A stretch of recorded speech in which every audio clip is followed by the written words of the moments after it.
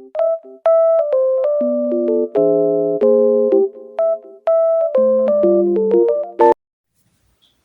guys! Welcome to my channel. So, hindi naman siya nakakapag-upload lately ng video ko.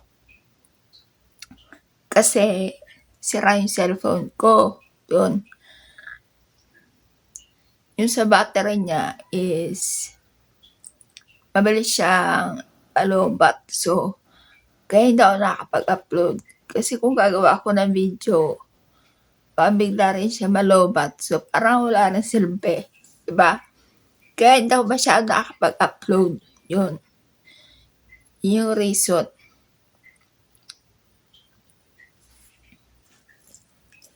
Pero papakita ko, may ginawa pala akong bag. Yan.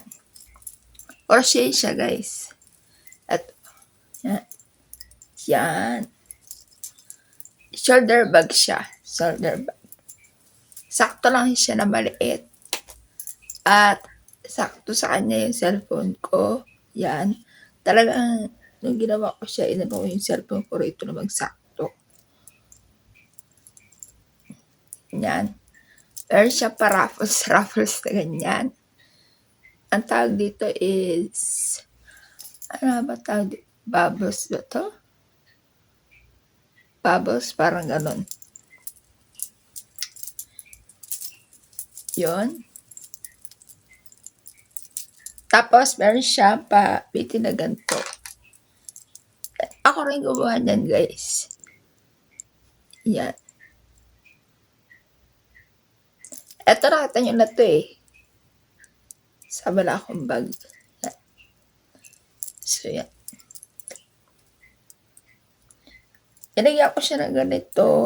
Ganyan. Para kapag nakasaran siya, isasara niyo siya ganyan, ibubuhol niyo siya rito. So, pag ganito, pwede siya lagyan ng zipper.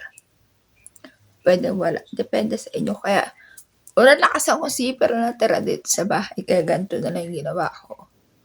Yan. Para kung halimbawa gamit niyo siya. Diba?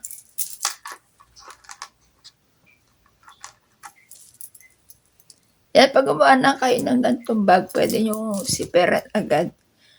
Meron yung uunahin nyo muna yung zipper i-crochet para dire-diretso na siya.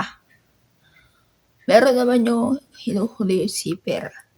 Ganun din pagka gumawa ka ng pitaka. Ganun.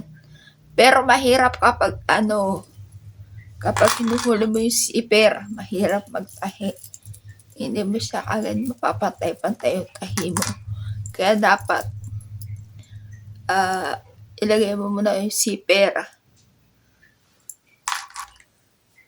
Di zipper yan, diba? So, dapat meron kayo, may pang-crochet na maliit lang yung pinaka-hook niya.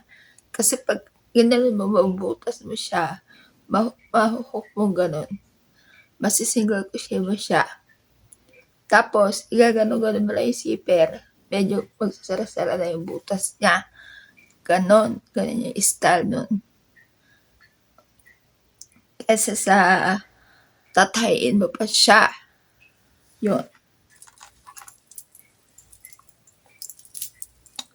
Yun ang nagawa ko.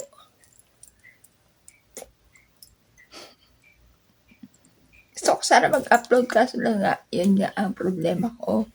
Yung sa battery. Una nasira na yung battery ng cellphone ko na original. Hindi pinalitan ko na. Okay na. Tapos eto na naman. Yun.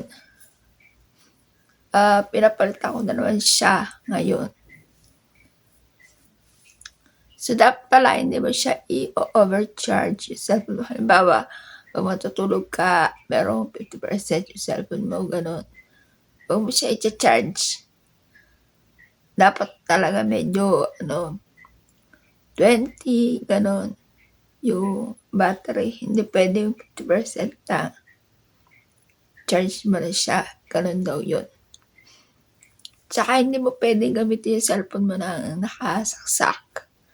Kasi ang diferensya sa akin is, nung una is, lumobo yung battery niya.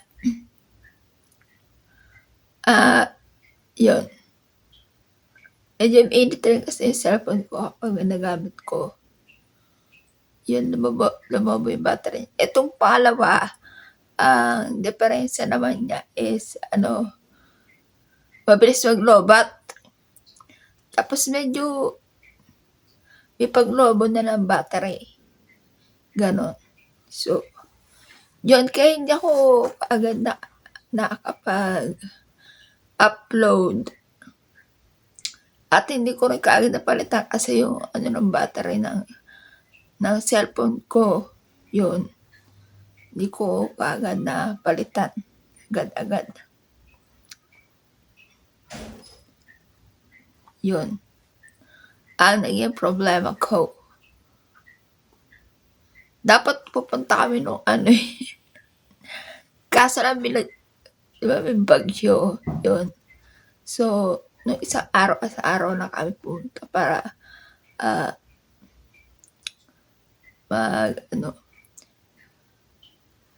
may pinupuntahan kasi kami na lugar sa mall. Doon talaga kami nagpapalit ng battery, ganon. Doon kami, sila nagpapalit, ganon. Yung, kung kailangan, ganon. Kung, sira. So, doon kami lagi pupunta. So, yan guys, ang aking video. Pasensya na kasi ngayon na ako napag-video. Bye guys!